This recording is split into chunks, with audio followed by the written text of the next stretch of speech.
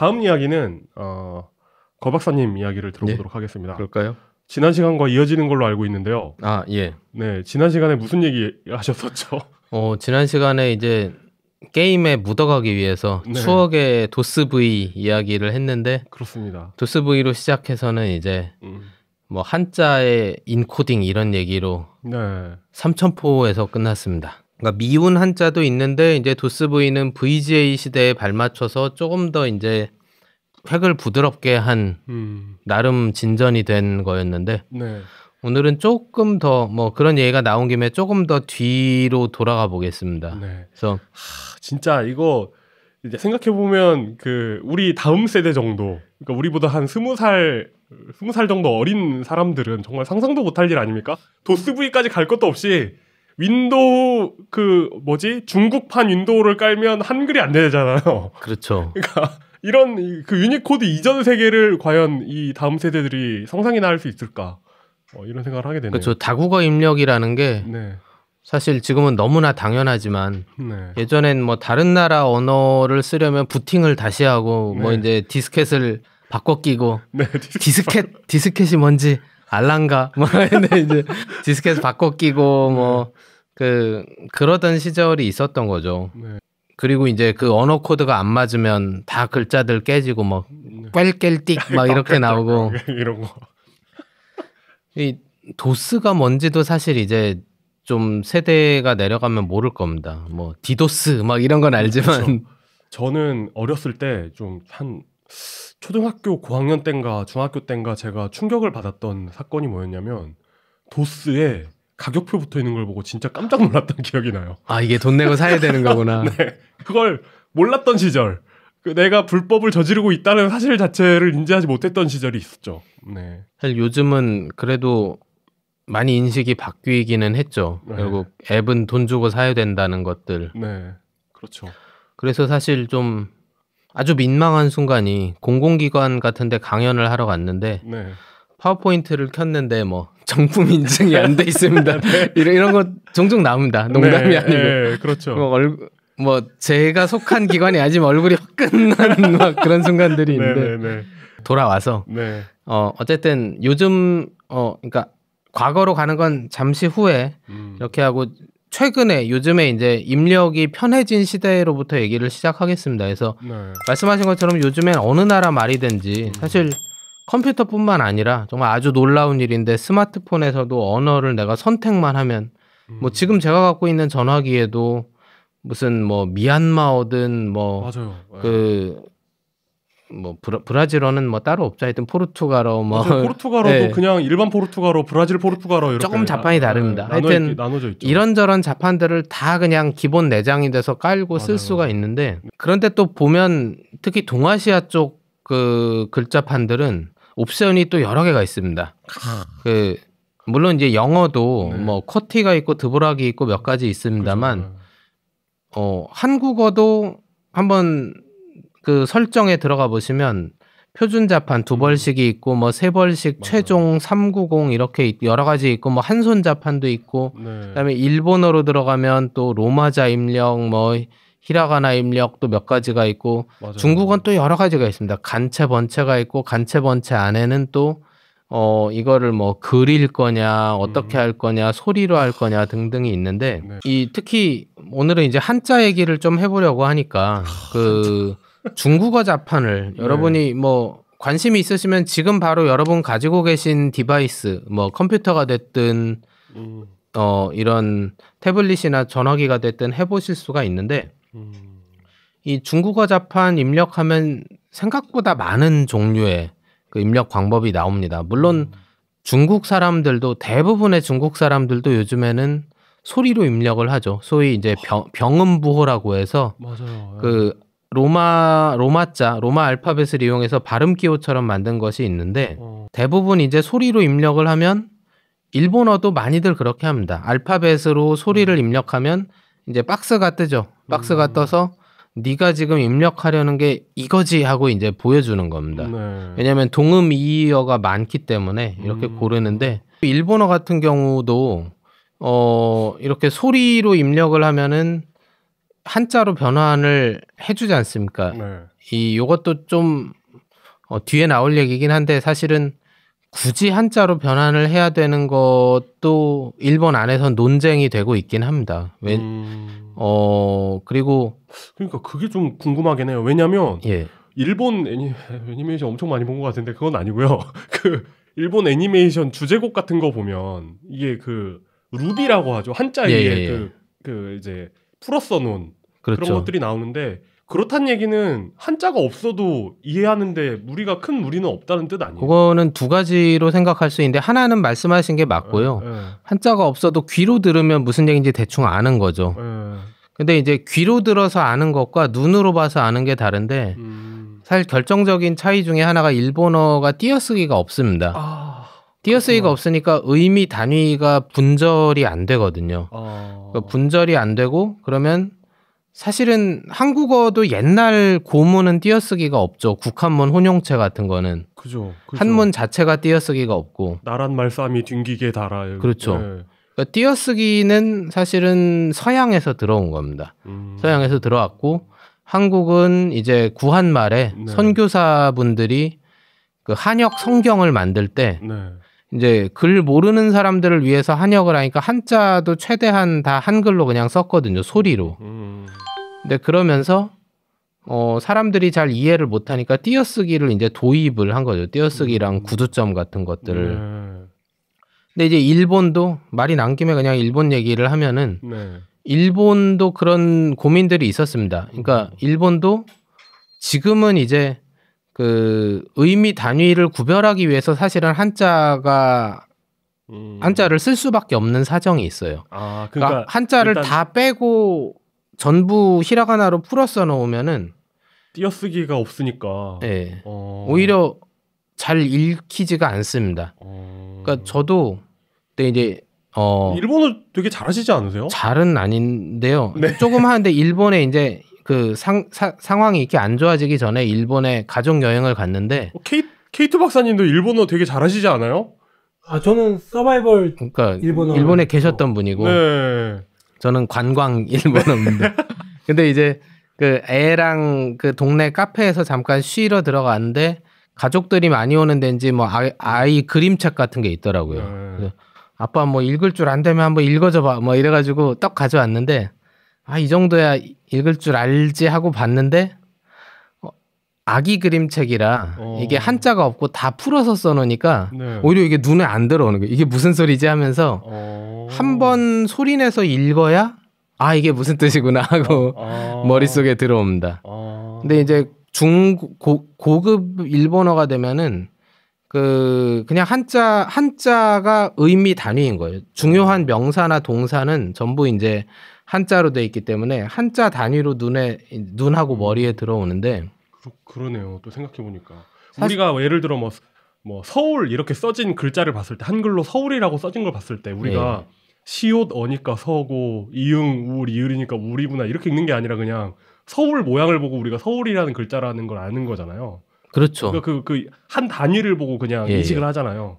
그런 것처럼 한자가 그런 단위로 작용하기 때문에 일본어에서 그렇죠. 그래서 단위를 인식하는데 사실 띄어쓰기가 대단히 중요해요. 우리가 한글로 된 것도 고문을 읽으라고 하면 당황하는 이유 중에 하나도 띄어쓰기가 안 돼 있기 때문인데 그러니까 이게 옛날 흘러간 개그지만 뭐 덩다리 부엌에서 울대 막 이러면 이게 서울인지 막 부엌에서 울대인지 이게 이제 구별이 안 되지 않습니까? 그렇죠. 그래서 사실 아까 그 애니메이션 가사 노래 가사 말씀하신 걸로 돌아가면 근데 이제 한자를 결국 일본에서는 논쟁이 있었어요. 20세기 초에 한자를 버리고 갈 거냐 같이 갈 거냐의 논쟁이 있다가 같이 가는 쪽을 선택했는데 그 모든 선택엔 대가가 따릅니다. 네, 그렇죠.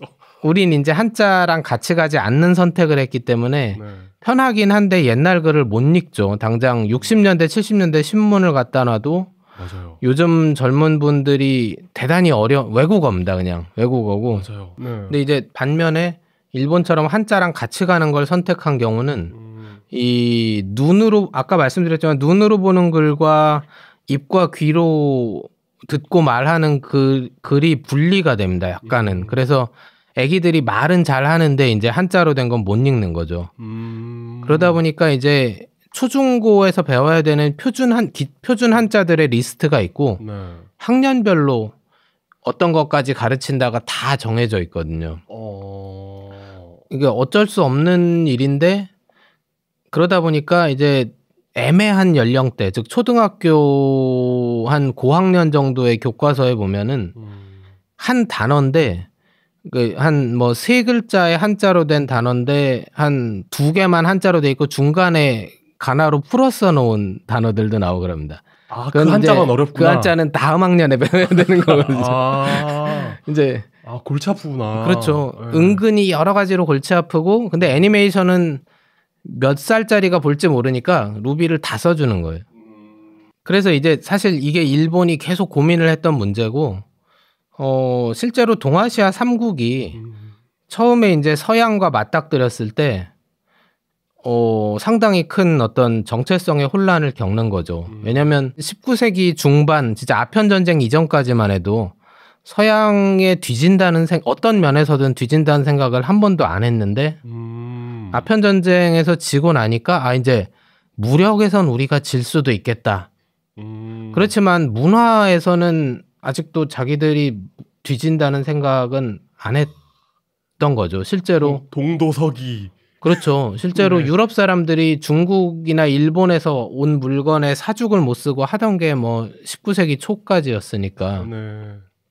그런데 이제 상황이 점점 갈수록 안 좋아지니까 문화적으로도 뒤진다는 생각들을 하게 됐던 거고 그러면서 이게 한자가 문제가 아닌가. 뭐 저는 뭐 그게 어느 정도 사실과 부합하는지까지는 잘 모르겠습니다. 진짜 한자 때문에 그랬다고 하기는 약간 한자 억울한 면도 있지만 이게 제가 이게 예전에 그러니까 한자가 진짜 중국의 큰 문제겠구나 이런 생각을 하다가 그 생각이 좀 바뀐 게 그 중국 본토하고 대만의 그 문자 해독률 그 추이를 보고 그 자세히 기억은 안 나요. 그 추이가 정확히 어땠는지 기억이 안 나는데 그 추이를 보고였거든요. 그러니까 그 중국 본토는 그 굉장히 단순화된 한자를 쓰잖아요. 그렇죠. 간체. 네. 그런데 그 대만은 정체를 쓰지 않습니까? 근데 당연히 정체가 굉장히 글자 수도 많고 배우기도 어려우니까 그 중국 쪽 그 중국 본토 쪽 문자 해독률이 더 높지 않을까 생각을 했는데 그냥 경제 수준하고 비례하더라고요. 문자 해독률은. 그렇죠. 사실은. 그러니까 알면 알고 모르면 모르는 겁니다. 네. 그렇죠. 네. 그렇습니다. 그래서 그게 과연 한자 때문이었을까 솔직히 좀 생각을 해보게는 되죠. 그렇죠. 물론 이제 한자가 배우기 어렵고 그런 건 사실인데 뭐 글자가 간단해야 꼭 문명이 부강해지느냐 이거는 뭐 너무 먼 예지만 우리가 뭐 이집트 이런 데 생각해봐도 이집트가 막 글자가 간단해서 네. 그런 거는 아닌 것 같거든요. 네, 그렇죠. 뭐 부엉이 막 스핑크스 날아다니고 이래도 피라미드 짓고 다 뭐 이렇게 합니다. 네, 그렇죠. 네. 그런데 이제 지금 우리가 이렇게 농담처럼 얘기할 수 있는 것도 이제 동아시아가 돈 좀 벌었다고 배가 불러서 여유 있게 하는 소리고 네. 그 당시 사람들은 절박했던 거죠. 한 150년 전 사람들은 그렇죠. 네. 우리 왜 이렇게 됐냐. 그러니까 어디서부터 잘못된 것인가를 막 찾는데 그 레이더에 이제 한자 걸린 겁니다. 니놈 때문이다. 뭐 이제 그런 나름 이유가 없진 않은. 사실 그렇죠. 어렵잖아요. 한자도 어렵지만 한자만 안다고 그 문화생활을 할 수 있는 게 아니라 그 사서삼경에 뭐 당시까지 줄줄 외우고 툭 찌르면 막 당시에 한 구절이 막 뿍 나오고 이 정도가 돼야 이제 대화를 뭐 좀 글줄 깨나 읽은 척을 할 수 있게 되니까. 그렇죠. 이렇게 그냥 아유 안녕하십니까 이렇게 대화를 시작했는데 갑자기 이렇게 받아치는 걸로 뭐 송나라 누구의 무슨 시가 나오고 오늘 날씨를 보니 막 한유의 시가 생각나는 거예요. 그리고 거기 그걸 알아듣고 또 그걸 거기에 맞는 고사로 받아쳐주고 그렇죠. 막 이래야 대화가 되니까 너무 이건 아니잖아요. 이건. 그러니까 글자 자체보다도 이미 문명이 어떻게 보면 너무나 오래됐기 때문에 좀 거기서 오는 피로감 같은 게 있었던 거죠. 고인물 문명. 예, 그렇죠. 딱 고인물입니다. 근데 그러다 보니까 이제 이 글자 시스템을 바꿔버리자 그런 위기감이 있었던 거고 또 현실적인 이유도 있는 게 서구식 시스템을 도입을 해야 되잖아요. 그러면서 문자 생활의 양상이 많이 달라집니다. 옛날에는 글 공부한 사람들이 아까처럼 시 외우고 뭐 이제 비 오면 시 짓고 이렇게 하던, 그러니까 풍어를 읊는 거였는데, 이 근대 사회가 되면 시민 사회가 되고 민주 사회가 되면은 이제 민중도 문자 생활을 해야 되거든요. 그렇죠. 안 할 수가 없고 뭐 그다음에 민중이 쓰고 써야 되고 봐야 되는 문자가 늘어납니다. 뭐 도로 표지판, 그죠. 전화번호부, 그다음에 뭐 편지도 주고받아야 되고 주소도 써야 되고 도서관에 가서 책 빌리려면 카탈로그도 봐야 되고. 그러니까 이게 체스와 장기도 그래요. 그러니까 뭔가 체스는 그 모양만 봐도 얘가 싸움을 잘하는지 못하는지 알 것 같잖아요. 직관적으로. 네. 근데 물론 장기도 이제 그 말의 크기를 다르게 하는 것도 있는데 말 크기가 다 똑같은 것도 있지 않습니까? 뭐 중국에서 그런 거 많이 쓰지 않습니까? 한자를 모르면 얘가 싸움을 잘하는 애인지 못하는 애인지 알 수가 없어요. 한자를 알아도 네. 그 초록색은 뭔지 모르고 그 초서로서는 그러니까 이게 만지 상인지 그냥 그렇죠. 앞 사람 놓는 그 따라서 그렇죠. 그냥 외우는 그림으로 외우는 거죠. 뭐. 빨간 건 정자라 그냥 이렇게 하는데 그렇죠.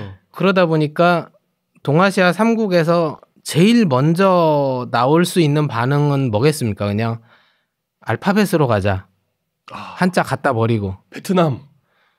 그렇죠. 베트남은 뭐 원해서 그렇게 된 건 아니지만 어쨌든 이제 프랑스에서 뭐 이렇게 해서 된 거가 있지만 이렇게 된 바에는 한자를 통째로 버리고 알파벳으로 가자. 그러면은 다른 거보다도 서양에서 이미 만든 수많은 기계를 그대로 쓸 수 있거든요. 그렇죠. 타자기, 전신기, 뭐 그 활자화에 굉장히 유리하죠. 그렇죠. 사실. 인쇄기도 그냥 갖다 쓰면 되고 그래서 이제 장점이 있는데 또 문화적 자존심이란 게 남아 있다 보니까 차마 그렇게까지는 못하겠고 어찌 오랑캐 예. 그래서 비슷한 양상으로 일본도 메이지 시대 초반에 로마자 도입 논의가 있다가 어찌 그렇게까지 이렇게 결국 호응을 못 얻고 중국도 로마자 도입 논의가 있다가 또 어찌 그렇게까지 이렇게 되고 우리나라는 사실 로마자 도입 논의는 세 나라 중에는 유일하게 없었습니다. 왜냐하면 못 들어본 것 같아요. 소리 글자가 이미 있으니까. 그러니까 한국은 로마자 도입 대신에 그럼 한자를 안 쓰고 한글로만 쓰면 되지 않느냐. 한글 전용으로. 이런 식으로 간 거죠. 독립신문 이런 거. 그렇죠. 근데 이제 일본에서는 처음에 잠깐 그 로마자 도입 얘기가 나왔다가 그거는 사그라들었는데 조금 더 오래 간 게 그 비슷하게 가나만 쓰자는 운동이 있었습니다. 그러니까 우리가 이제 한글만 쓰자고 한 것처럼 차이라고 하면은 한국은 결국엔 그 한글 전용론이 승리를 했죠. 그래서 한자를 요즘에 찾아보기가 많이 힘들게 되고 그랬습니다만 일본은 가나만 쓰기 운동이 나름 세력을 얻었어요. 1920년대, 30년대까지도 꽤 최근에네요. 그렇죠. 이제 국회의원이나 이런 사람들도 많이 참여를 하고 그 가나가 한글처럼 조합하는 소리 글자는 아니지만 어쨌든 소리 글자이기 때문에 그러니까 아까 제가 말씀드린 어린이 동화책처럼 한자 없이 다 풀어 쓰자는 거죠. 그게 처음에는 헷갈리는 거지. 그게 또 적응하면 또 적응되지 않겠습니까? 그렇죠. 우리도 처음에 한글 전용으로 그 한자 교육 안 한다고 했을 때 신문 사설 같은데 연배가 좀 오래된 분들이 애들이 뭐 경기도 광주랑 전라도 광주도 구별 못하는 그런 교육을 해서 뭐 할 거냐. 그렇지만 사실 그게 무슨 문제겠습니까? 익숙해지고 나면 아무 상관이 없는데. 그렇죠. 예. 가끔 그렇죠. 가끔 헷갈리는 경우가 있긴 하죠. 그래서 광주라고 할 때 꼭 광역시를 붙여줘야 된다거나 아니면 그렇죠. 광주 광역시만 붙이면 되는 그리고 뭐 경기도 일이니까. 광주시 뭐 이렇게 하면 되잖아요, 그냥.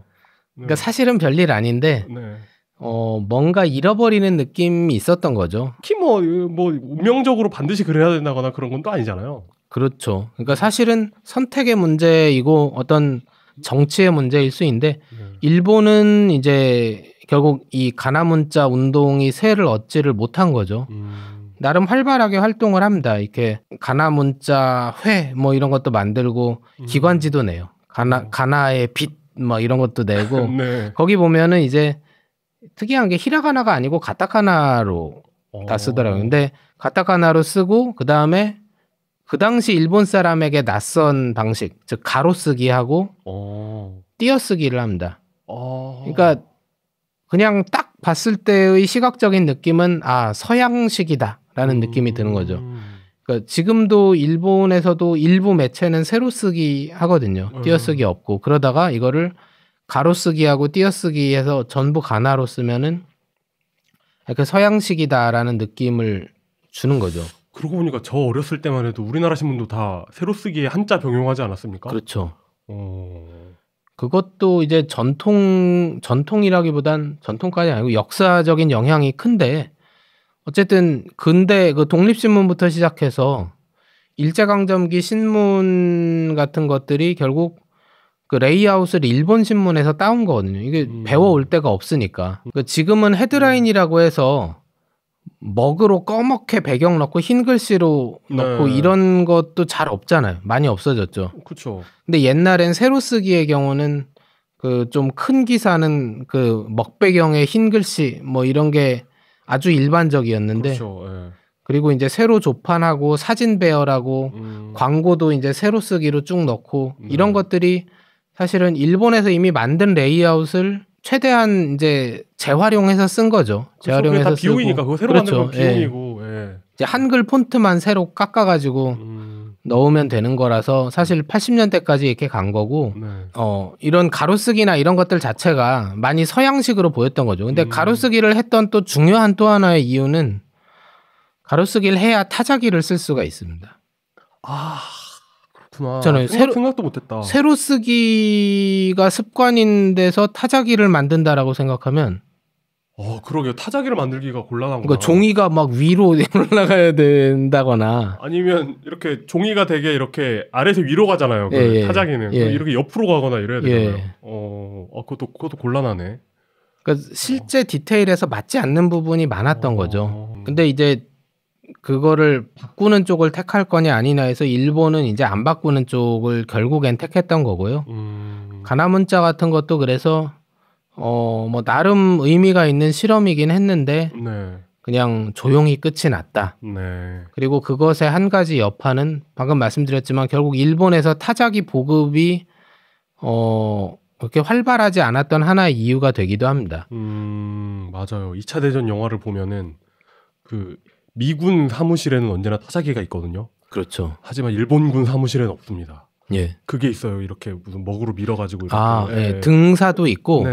그 일본식 타자기란 게 있긴 있어요. 근데 이거는 일본이나 중국에서 쓰던 타자기인데 한자 사용을 전제로 하는 거기 때문에 그 우리가 알고 있는 이런 한 20-30개의 키보드를 가진 타자기를 쓸 수가 없고 그러니까 종이에 그 자리에서 인쇄를 한다는 면에서는 타자기인데 우리가 알고 있는 타자기랑 다르게 이 커다란 판이 하나 있습니다. 그리고 판에 한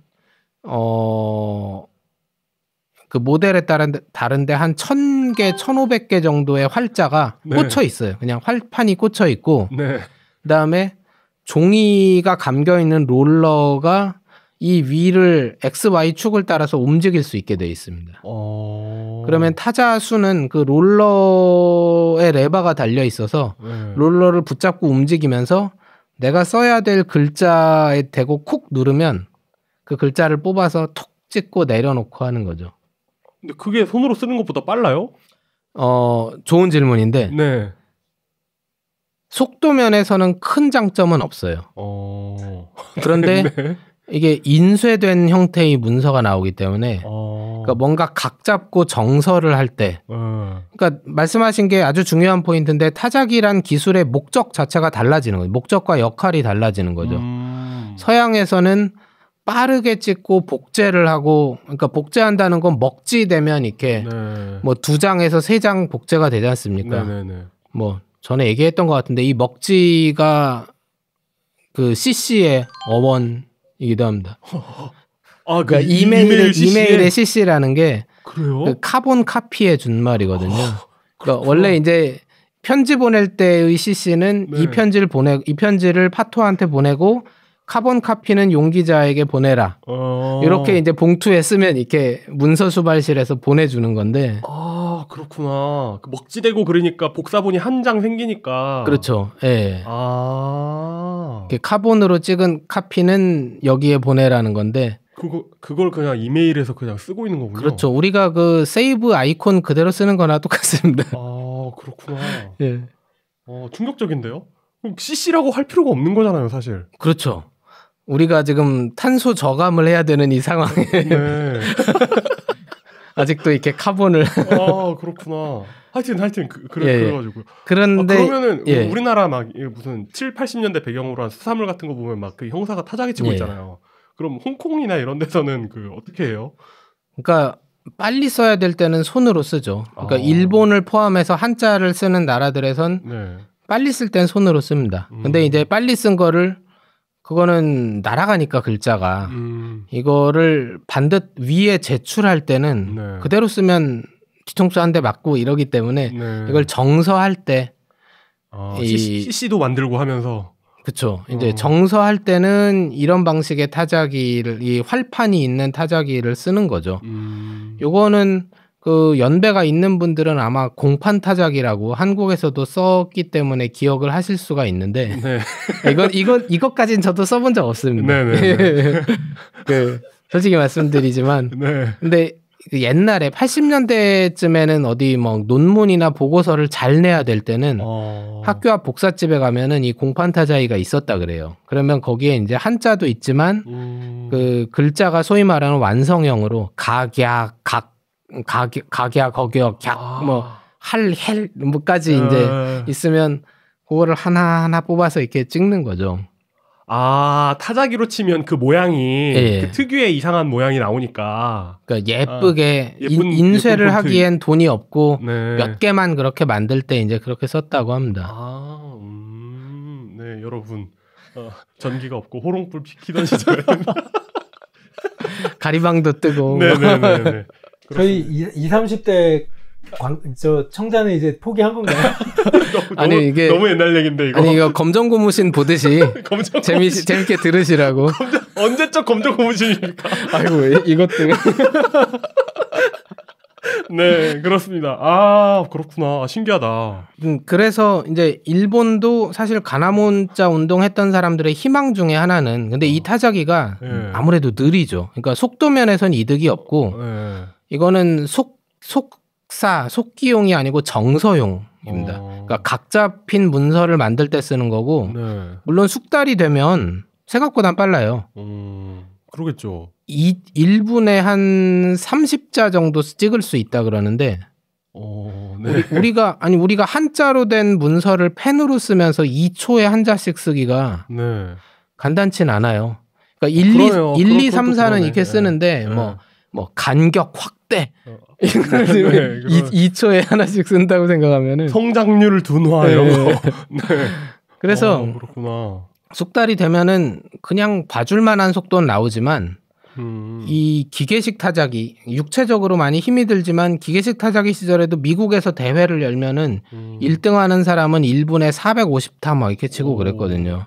그러니까 요즘 나는 무슨 저기 인터넷 타자 하면 막 800타 1000타 나오는데 이런 분도 있겠지만 그거는 요즘처럼 힘 안 들이고 쓸 수 있을 때 얘기고 그렇죠. 요즘 키보드 이야기죠. 옛날 타자기는 어깨부터 힘이 들어가야 되는 거기 때문에 딱 때리면은 그렇죠. 여기 글자 그 막대기가 종이를 딱 때리고 돌아오는 시간이 있기 때문에 얘가 돌아오기 전에 다른 키를 누르면 엉키는 거잖아요. 그렇죠. 그러니까 이게 기다렸다가 쳐야 되기 때문에 한계가 있죠. 근데 그걸로도 450타 500타 가까이 나왔다고 하니까 사실 말씀하신 대로 일단 그 서양 사람들이 로마자 타자기를 치는 걸 보면 주눅이 드는 거죠. 다다다다 치는 거 보면 그쵸. 우린 왜 저게 안 되지? 이러기 때문에 사실 그 일본에서도 희망했던 게 그 가나문자를 주장했던 사람들은 가타카나 50자 그러니까 가타카나 50자라고 하면은 쉬프트 키 넣으면 일반 자판에 다 들어가잖아요. 그렇죠. 알파벳 26자를 원래 싣게 돼 있는 자판이니까. 네. 그러면 그거 해서 우리도 이렇게 다다다다 쳐보자. 사실은 그런 좀 바람이 있었던 거죠. 그러게요. 그렇게 장점은 확실하네요. 그렇게 되면 그렇죠. 일본 입장에서는. 근데 이제 보기가 좀 그렇게 폼이 안 나니까 아무래도 네. 받아들여지지 못한 것 같습니다. 그래서 펜으로 쓰고 네. 정서만 이렇게 활판식의 타자기로 하는 쪽을 택한 것 같고 일본은 이제 그렇게 됐어요. 그럼 중국은 어떻게 됐느냐인데 그까지 오늘 하긴 좀 길 것 같고 한 주 더 한 시간 더 우려먹을 수 있을 것 같습니다. 근데 재밌습니다. 이게 근대화의 문제잖아요, 사실 이게. 그렇죠. 그리고 뭐 요즘 애들 그 타자 치는 걸 먼저 배운다고 하잖아요. 이제 그러지도 않아요. 이제 그냥 음성으로 입력합니다. 예. 네, 음성이 너무 잘 돼 있어가지고 애들이 타자를 그러니까 스마트폰 타자를 배울 필요성까지 못 느끼고 있어요. 그러니까 이게 정말 시대가 빠르게 변하고 있고 또 이게 어느 컴퓨터에서나 어느 언어나 무슨 쐐기 문자부터 시작해가지고 어느 나라 그렇죠. 처음 보는 문자들도 다 나오잖아요.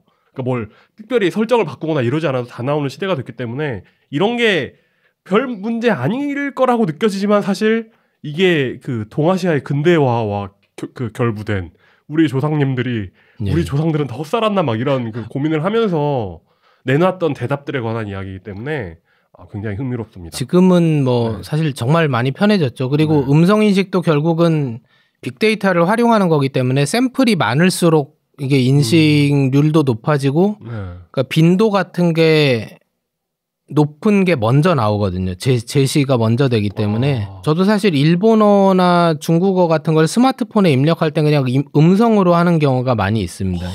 근데 사실 이건 일본어나 중국어를 엄청 입력하실 만큼 한다는 거 아니에요? 다른 이유가 아니라 제가 노안이 와서 글자판이 잘 안 보는. 근데 이 일본어나 중국어가 샘플이 많다 보니까 인식률이 대단히 그러니까 제 발음이 저는 발음에 신경 안 쓰고 그냥 배우기 때문에 발음이 엉터리지만 그래도 찰떡같이 알아듣고 그러니까 확실히 좀 많이 편해졌구나 그런 생각을 많이 합니다. 맞아요. 그런 게 진짜 많이 변하고 있지만 지금 이 시대에는 정말 절실한 문제였던 것 같아요. 진짜 절실한 문제. 그렇죠.